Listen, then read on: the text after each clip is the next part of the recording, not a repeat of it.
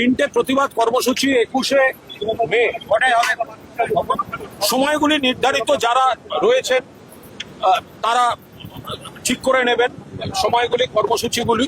কিন্তু আমাদের পরিষ্কার বক্তব্য হচ্ছে যে নির্বাচনোত্তর সন্ত্রাস, তার কারণ যেভাবে ভোটার লিস্ট থেকে বহু বৈধ ভোটারকে বাদ রাখা হয়েছে, ভোটার মেশিনে গোলযোগ করা হয়েছে এবং সব থেকে বড় কথা গণনার দিন পরিকল্পিত লুট হয়েছে, ইসিকে ব্যবহার করে কেন্দ্রীয় বাহিনীকে দিয়ে লুটতরাজ হয়েছে।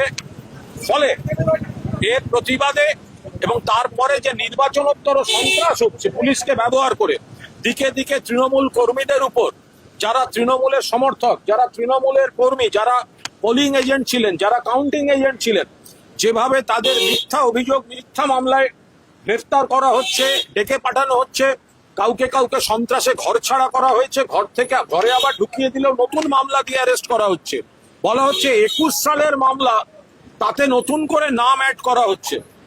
আমরা দলনেত্রীর নির্দেশে আইনি ব্যবস্থা নেওয়া হচ্ছে। পাশাপাশি এই হকারদের উপর আক্রমণ, গরিব মানুষের পেটে হাত দেয়া বিকল্প ব্যবস্থা না করে অমানবিকভাবে এবং একেবারে সিপিএম এর ভাষায় সন্ত্রাস চলছে, যেটা 9-এর দশকে সিপিএম হকার বন্ধুদের উপর যে সন্ত্রাস করেছে সেটাই আবার এখনকার সরকার করছে।